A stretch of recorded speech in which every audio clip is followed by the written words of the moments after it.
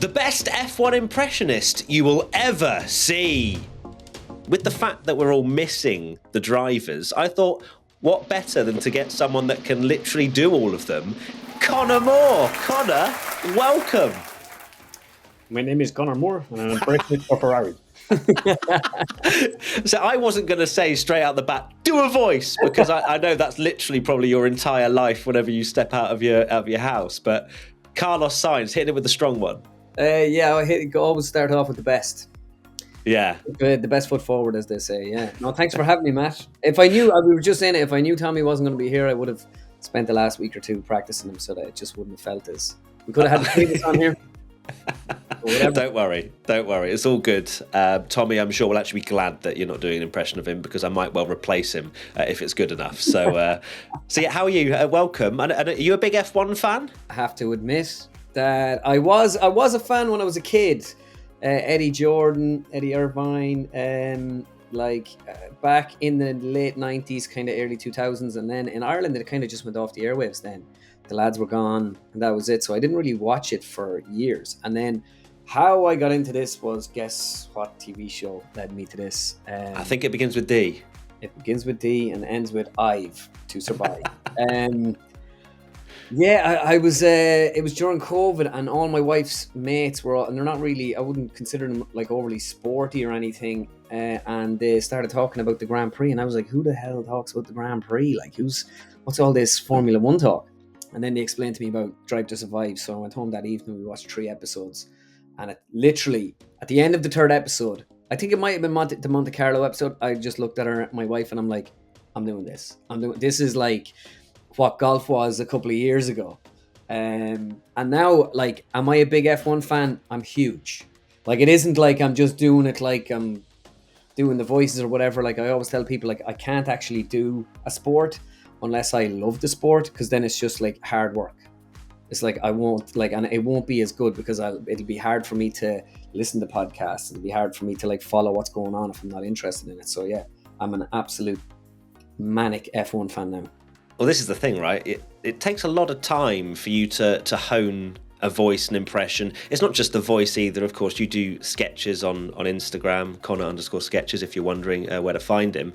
And yeah, it's everything. It's the mannerisms. You try and do every finite detail. I bet you've watched the same clips of people far too many times that it's almost burned into your brain. Oh, it's incredibly boring. But do you know who I was actually doing this morning? Well, and it's my first day looking at him. Well, Bernie, the old F1 boss, Bernie Ecclestone. Yeah. And I was looking at him this morning, and I was like, geez, he is definitely such a good character to do. But like, it'll take me a long time to get him. Some people think, I can just pick somebody up and I'll do this fella and that fella, and that it's kind of natural, and it's not like that at all, really. It can take me, like, Toto is taking me such a long time. I'm still working on him. So you got your back into it after Drive to Survive. Would you consider yourself a neutral, or have you got a particular team or driver? Because we're quite biased here. I'm a big Charles Leclerc fan. Tommy's a big Max Verstappen fan. Where do your allegiances lie? It's weird. After I was like Red Bull, and then I went to the Austin Grand Prix, and Mercedes were so good to me, and then I was Mercedes. Ferrari. So whoever's good to you. So, yeah. Whoever treats me well, I will follow them. It's the same actually in football, and it's the same in golf. Because when I work in it, for me, I feel like I'm a bit of a journalist. I'm looking for storylines. So, like, I wanted Max to win the championship 2 years ago. Like everybody, you wanted to see something change. Would I love to see Lewis win it right now? Absolutely. I don't really have favorites. I'm just looking for the best story for me. Formula One, like, it's actually interesting to see, if Haas score points. Ganta will everybody in the paddock. It's amazing. I know, that's right. I'm enjoying how you're integrating the voices rather than me going, do this one now, do this one. It's great. It's really good. And that's the thing as well. I guess on one side, you have these underdog teams that you just want to see do well. And also, I guess it activates our imagination slightly, where we go, well, let's just pretend Max is so far down the road, he just doesn't exist right now. And it is actually Hamilton and Alonso for the win. I'm working on Fernando at the minute. Like, I'm trying to get him. I've used him before. I would be usually comfortable using them. I feel it's really good to get the race out there and feel, to get the before the beat Lewis. And I kind of have to work a little bit more on him, but I'm loving the whole he's the number one driver at Aston Martin at the minute, and obviously he's got Lance and Lawrence, and that he is now the favourite son and all this. I have so many ideas. Your Lawrence is amazing, by the way. Your Lawrence Stroll, it's wonderful. Would you believe it? Sometimes it's good, and sometimes it's my voice. If I've eaten or something or whatever, I need quite a deep voice for him. So my voice has to be very clear, and I can't do anything. So if I'm doing Lawrence, but I just love the glasses, the hair. You have 15 minutes of my time. Please hurry up, Matt. Okay. But I can't wait. I was hoping I would have met him. He's the fella I just love to meet, and it's great to see another team challenging the big three as well. So someone else is coming in, and in fairness, now McLaren aren't too far off, but they've obviously dropped this year. Yeah. I'm still absolutely convinced that when we get to the cost cap totting up of who spent what, I just feel like Lawrence Stroll spent $5 billion more than everyone else just to see Fernando at the front, just so that we can have a bit of fun. We can get loads of trophies, and at the end, we'll get a penalty. It's fine. But a little bit of wind tunnel time to take off. We left it on. Sorry, no, we left the wind tunnel on. We didn't actually use it. I would love to see Lawrence's reaction to you doing an impression of him, especially with the wig on. Would he hire a hitman to just delete you from existence? Would he take you in as one of his own? Would you be driving in Formula One in a few years? Who knows? Give me a chair. I don't know.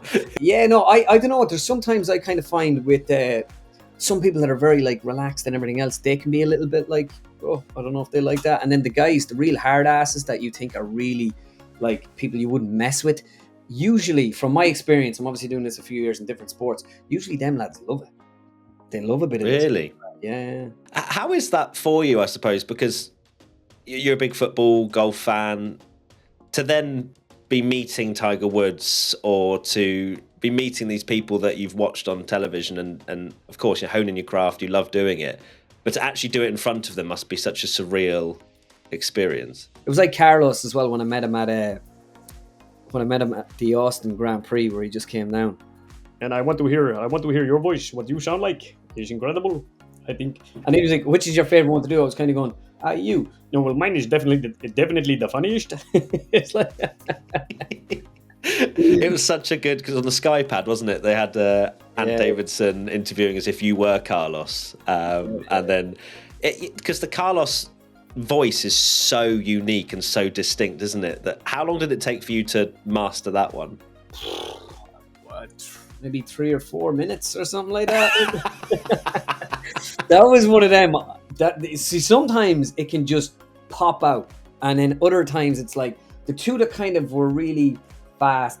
I was sitting with my wife watching it, and I just turned to her, and this is where I got this line from. I was like, "My name is Carlos Sainz. I'm a driver with Ferrari." And she's like, "Oh my God, that is amazing." And she's kind of like a tough critic. She's always like, "Nah, I don't know. I can't really hear that one." Blah, blah, blah. So she's always really honest. And she was like, "You know when it's good." She was like, "That's amazing." Yeah, he just came to me, and then Daniel came to me pretty quick as well. Oh my God, it was amazing, to get out there. And it was a tough year, but hopefully I'll be back. I just have the ranged man right now, where he's trying to I don't know, knock off Max and Checo to take the seat. I love those skits where it was a sandwich, wasn't it? And then it's brilliant because he, of course, doesn't look like a psychopath when he's laughing around and chatting. But if you just add that tiny bit of just evil into him, all of a sudden his whole character changes, doesn't it? It's been a lie all this time. He's a complete psycho behind it all. I just knew it. So how many voices can you do in Formula One? How many of the grid have you got locked in? I have about 15. Of the grid? Not of the grid, sorry. Just general Formula One. Team principals, this is the best Formula One podcast I've ever been on. It's incredible. That is actually so good as well. That is top notch. Well, Did that take a while? A bit, and I definitely think I could even get it a bit better. I remember throwing him in, but he was such a big part of Drive to Survive. And he's after setting the tone for even this new full swing thing with golf, they've brought in a couple of reporters into that, like journalists, and they tell you the really obvious stuff. So for me, like when I was watching the Drive to Survive stuff at the start, like I didn't notice the obvious stuff that he was doing, you know, but like I do notice in golf because I know it so well, and I'm a bit like, Jesus, like I know that, I know what the cut is, I know what whatever is, but then You want to get it in the hole. Right? yes, and then so after the first or second season, then I realized I was like, oh yeah, he kind of just tells you the really really obvious stuff, and then you see all the memes. So many memes. Yeah, and on top of that, I've met him and stuff, and he is the nicest guy ever. So what do you think is your best impression of the lot in Formula One? Is it Carlos Sainz? I would have to say it is definitely Carlos Sainz, the driver with Ferrari. I think Max is not too bad either. Max can be good. Still needs maybe a little bit of work. Working on Checo. Who else? Horner. I think your Horner's really good. Yeah, well, that's it. You know, it is obviously, you know, we've got a lot of penalties this year. It's very difficult. I think Daniel, he may try to kill Checo this year, but listen, we're prepared for any eventuality, you know, and that's it. I met him a couple of weeks ago, and I met Max and that at a gig for Red Bull there before Christmas, and it was great. So did you do Horner's voice to him then in front of him? Yeah, so I met him at the Red Bull gig, and I did him, Checo, Max. I did everybody. He was the coolest guy ever. Jerry Halliwell was there. I was thinking maybe more starstruck meeting Jerry Yeah? than meeting anybody else. Yeah, she was giving me tips. She was telling me she reckoned I was quite musical, and I was saying to her I can't sing like at all. Like I have a terrible voice for singing. But yeah, it was amazing. I ended up going over to that gig, and I had no idea what I was going into. And I thought I was going to like a sit-down dinner. It was the end of year. It was all the engineers and all these people, whatever, that run the show for them. But it was actually like their entire UK workforce. Have you seen nowadays on TikTok and Instagram, there are these crazy AI voices? Have you seen much of that? It's insane. ridiculous. And like they could put me out of a job. No, surely not. No one has that. You can't, as much as it's like, oh my god, that's crazy. It's an AI, so there's almost that immediate sort of, at least for me, that turn off of that's not a person doing it though.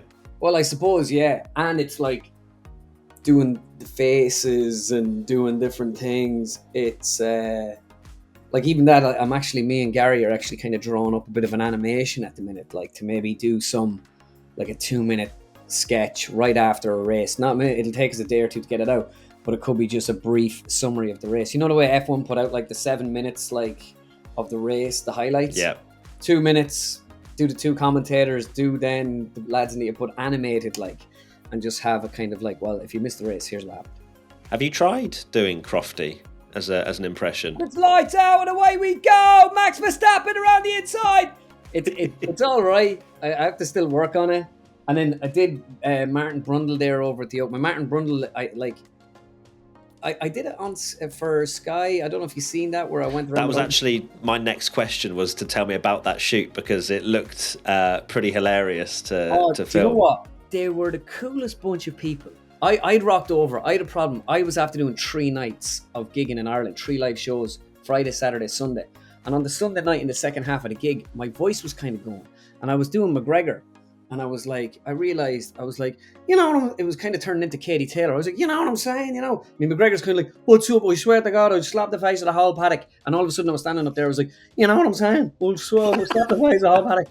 And I was like, fuck. And then I considered then, I woke up in the morning and I was talking to like Andy, like, who looks after all this stuff, like organising it with Sky and stuff. And I'm like, my voice ain't great, man. And I was like, my Martin Brundle isn't the best impression anyway. And I'm like, now it's like a bit like rough. I didn't want to go over and let them down. But thankfully, the Sky team were so good at what they were doing, and they were like, here, what do you need us to do? Every one of them were just brilliant. Like, they were just such a laugh.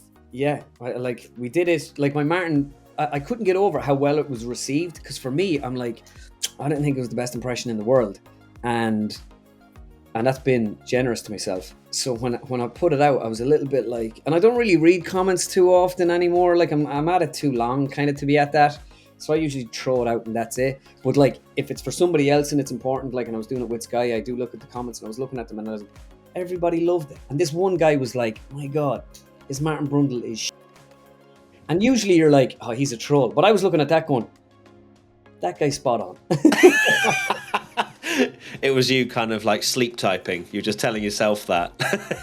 I want to do it a bit better because I'll be at some of the Grand Prix and I'd love to go on the grid and actually do Martin on the grid. Oh my God, heads. that would be incredible. Imagine me going, just trying to piss him off. Martin, it's fun, brother, Sky up what? I would love. I mean, whoever you'd need to take out for dinner to sign that off, get it sorted, because I think it would go down a storm. But I can just imagine all the F1 drivers trying to get in to the zone, and then you're dressed up in this crazy Martin Brundle like outfit or something. It would almost be a bit of a fever dream for them, I think.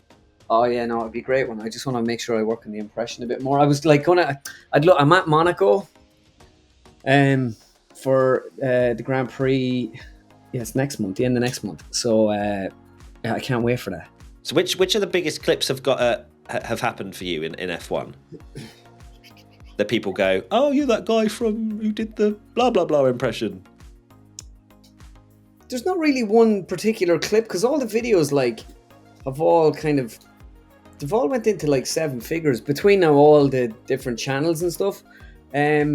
But usually I get Carlos. Like people just come up to me about Carlos and they've seen that bit. And then the Mercedes bit, I get quite a good. Plenty of people mentioned that to me about the Toto and George thing. Oh, can you do a bit of George? Because that is amazing. Well, when you do George, if you're listening to this and you're not watching it, you can't see the eyes. You're staring, piercing through Matt, and that's it. So, but very excited. I really think, we didn't give up this year, not until the second lap of the first race, and then we realised Max was going to win the championship. But whatever. It's amazing. It's the eyes, I think, as well. It's actually piercing, but then you also go, yeah, no, George does look kind of like that when he's being interviewed, and it's only sometimes. It's only sometimes, and then I kind of find when he's talking and when he's in a good mood, like when something good happens to him, I'm always like, is he like about a second or two away from bursting into tears or something? It's like I'm just watching, and then he's not. I realize he's not. It's just whatever way he kind of looks and talks. But yeah, no, he was a legend. He Toto legend. because of course you did that skit with them, didn't you? Where you had the helmet on, and then he comes in the room. What was that whole filming experience like? It was a bit crazy because I was told I had sent him over a couple of they says we want to do something, but it's got to be quick, it's got to be short, and I'm like, perfect, 1 minute, something really simple. I wrote 6 or 7 little mini sketches, and I was like there, and they hadn't told me which one they wanted, so I landed down there on the Friday, and I'm like, I've been asking back and forth to the guys at F1. I'm like, which one is it that we're doing? And they're like, oh yeah, we're gonna do one of them. And I'm like, but I would like to know because I want to make sure I'm ready. I get in there and your man's like, Toto and George, they're not actors, all right? Your man's like, they're not actors, mate. So you got to do the heavy lifting. You know what I mean? You just got to do it. Get in, get out. You've got half an hour. Then I had 20 minutes. Then I had 10 minutes where Toto had a Zoom or something to do. And your man's like, so just now Toto doesn't act. You know what I mean? So you got to do. I walk in then, and who's sitting there? Only Brad Pitt in the hospitality. And I'm like, has Toto brought Brad Pitt in to help me? Toto, I think, just cancelled it. Came in, sat down. Absolute legend. Loved it. George came in, and it was just the easiest thing in the world. We literally done it in about 10 minutes. And amazing. Just one take, bang, bang, bang, and we were out. Was it really one takes just for all of it? Just literally, I think we might have done maybe 2 takes for Toto with the helmet off. I was like, say it to me a little bit slower, and just kind of look at me more serious. Even he's like, take the helmet off. But he was so brilliant, man. He was just laughing away. He was like, whatever you want me to say, just tell me. I was like, all right. So I feel like the biggest, when I think of all the voices, I know you've done small bits of him, but Charles Leclerc must have one of the hardest voices to actually try and emulate. Yeah, it's, and I struggle with it. I obviously make fun of it, where I'm like, guys, I told you I cannot do it, whatever.